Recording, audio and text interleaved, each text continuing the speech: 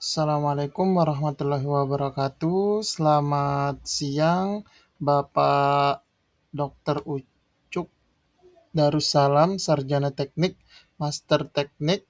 Perkenalkan Pak, nama saya Mustaqim, NIM saya 250201020250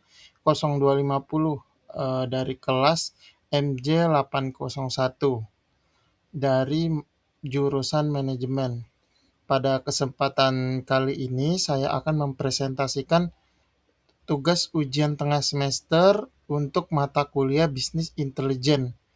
Judul yang akan saya bahas kali ini adalah rancangan penerapan bisnis intelijen pada PT Laut Timur Ardi Prima, di mana PT ini sendiri adalah tempat saya bekerja saat ini. Baik, sebelumnya saya akan menjelaskan tentang profil perusahaan ya. PT Laut Timur Ardi Prima merupakan perusahaan distributor fast moving consumer good atau biasa dikenal FMCG yang beroperasi di wilayah Kalimantan dan melayani ribuan outlet melalui jaringan sales, gudang, delivery, dan collection. Perusahaan ini memiliki cabang distribusi yang luas menggunakan sistem digitalisasi terintegrasi seperti ERP, DFA, SFA, dan aplikasi e-collection dan aplikasi sistem lainnya. Baik, kita akan masuk pada materi yang pertama, yaitu sistem informasi. Sistem informasi di perusahaan ini sendiri, yang pertama itu adalah customer. Customer itu sendiri. Lalu yang kedua adalah sales. Di sini salesnya menggunakan aplikasi SFA. Lalu yang ketiga ada SAP. Lalu yang keempat adalah ada admin. Yang kelima ada gudang, packing, dan penyimpanan barang. Yang keenam tentu saja bagian delivery. Terus sistem delivery itu sendiri yaitu DFA. Yang kedelapan adalah customer. Yang kesembilan adalah setoran delivery itu sendiri. Yang kesepuluh adalah finance. Yang kesebelas adalah data-data perusahaan. Yang terakhir adalah laporan manajemen perusahaan. Oke, kita akan masuk pada pembahasan kedua, yaitu analisis proses bisnis. Nah, dari analisis proses bisnis ini, saya membagi menjadi 4 alur proses. Yang pertama adalah alur proses sales. Nah, di perusahaan PT Laut Timur Ardi Prima sendiri, untuk arus salesnya itu yang pertama, sales datang berkunjung ke toko. Nah, di sini di perusahaan ini sales itu sudah dilengkapi dengan aplikasi milik perusahaan sendiri, yaitu SFA. Nah, SFA itu sendiri sudah memiliki fitur-fitur seperti check-in toko, check-out toko, order toko, terus ada juga misalnya toko mengajukan retur bisa dari aplikasi tersebut, juga compliance. Nah, selanjutnya ketika sales telah masuk ke toko, toko akan melakukan order dan sales akan menginput orderan toko apa saja ke dalam aplikasi DFA. Selanjutnya dari data DFA tersebut dapat dimonitoring oleh manajemen dan juga audit.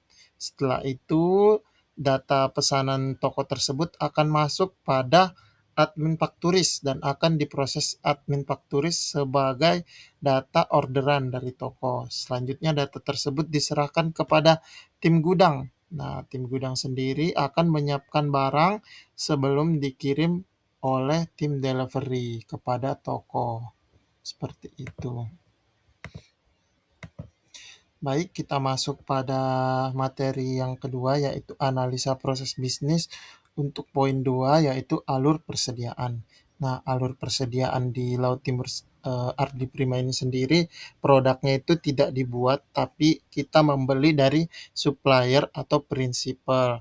Nah, alur yang pertama adalah tim SCM itu melakukan order pembelian barang kepada supplier. Lalu yang kedua, barang dikirim oleh supplier datang ke gudang kita. Nah, lalu yang ketiga, bagian gudang akan mengecek apakah orderan telah sesuai dengan yang kita pesan. Yang keempat itu adalah serah terima antara bagian pengecekan dengan tim gudang.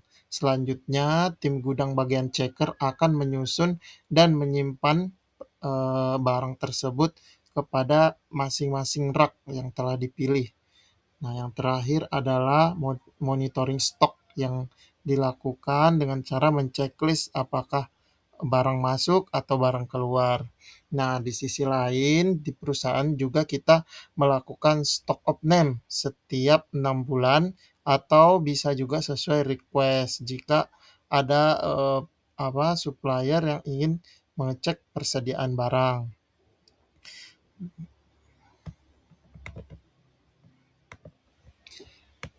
Baik, kita masuk pada alur distribusi. Alur distribusi ini adalah lanjutan dari alur sales tadi. Distribusi dimulai dari tim gudang menyiapkan barang, lalu checker akan menyiapkan barang di depan gudang pada sore hari. Nah, helper dari tim delivery itu atau dari tim distribusi akan mengecek apakah tim gudang telah menyiapkan barang sesuai dengan orderan toko. Lalu, barang akan dimuat ke dalam mobil oleh helper delivery. Yang kelima, pada pagi harinya, admin delivery akan membuat surat tugas untuk helper antar di hari tersebut. Nah, kita lihat helper poin ke-6, helper mengecek pada sistem DFA. Jadi selain sales punya aplikasi SFA, delivery juga punya aplikasi DFA. Nah, lalu yang ketujuh ada pada aplikasi DFA ada beberapa item di dalamnya. Terus delivery melakukan pengantaran barang ke toko. Dan di toko sore harinya mereka pulang dari pengantaran, lalu jika toko itu cash, maka pembayaran dilakukan oleh toko secara cash kepada delivery. Sedangkan jika toko itu kredit, maka admin piutang akan melakukan pencatatan piutang pada toko tersebut. Seperti itu. Lalu analisis proses bisnis yang terakhir adalah pelayanan ke konsumen. Nah, pelayanan ke konsumen ini biasanya konsumen mengajukan komplain pada aplikasi DFA atau SFA yang digunakan oleh sales. Nah, komplain itu akan masuk kepada bagian manajemen. Lalu bagian manajemen akan menganalisa penanganan yang akan mereka lakukan. Selanjutnya, mereka akan menginformasikan kepada supervisor atau manajer untuk menyelesaikan komplainan tersebut. Lalu yang terakhir adalah tanggapan dan penyelesaian yang mereka lakukan. Baik, kita masuk pada materi yang ketiga, yaitu rancangan penerapan bisnis intelijen. Di sini kita akan membuat dashboard. Nah, di sini dashboard penjualan itu yang pertama itu harus ada data penjualannya, data produk, data customer, data area, dan data laporan. Nah, di sisi sini juga kita bisa lihat ada totalan sales, terus ada top customer, terus ada top produk. Nah, di sini juga kita akan lihat chartnya nih, pergerakan penjualan tim sales itu sendiri. Dashboard yang kedua itu adalah delivery performance. Nah, delivery performance ini adalah tim distributor dari perusahaan kita. Kita bisa lihat jumlah pengirimannya berapa, terus on time pengirimannya berapa, terus telat pengantarannya berapa, terus delivery-nya berapa, terus rata-rata pengantarannya sehari berapa. Nah, di situ kita bisa memonitoring pekerjaan delivery itu apakah sudah optimal, apakah sudah overhead. Perlu kita analisa juga bahwa eh, ketepatan pengantaran sangat berpengaruh pada sistem distribusi perusahaan kita. Selanjutnya kita masuk pada dashboard customer service. Nah, di sini kita akan melihat total compliance, lalu jenis compliance-nya apa saja, biasanya yang paling banyak tentang produk kita, yang ketiga itu adalah waktu, lalu yang terakhir adalah penyelesaian. Nah, dengan dashboard ini kita bisa memantau performa layanan kita secara tepat waktu. Kita juga bisa mengidentifikasi masalah-masalah utama pada perusahaan kita. Baik, kita masuk pada materi terakhir yaitu keunggulan penerapan bisnis intelijen. Nah, metode visualisasi yang diusulkan dapat digunakan untuk bisnis intelijen ini sendiri. Yang pertama yang kita bisa usulkan itu adalah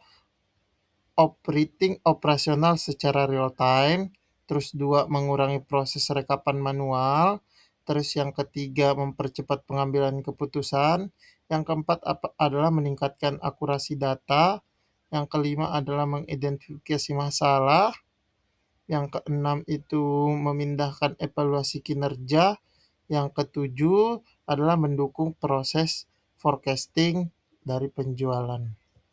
Itu saja yang bisa saya sampaikan. Semoga materi ini dapat diterima dengan baik. Saya ucapkan Assalamualaikum warahmatullahi wabarakatuh.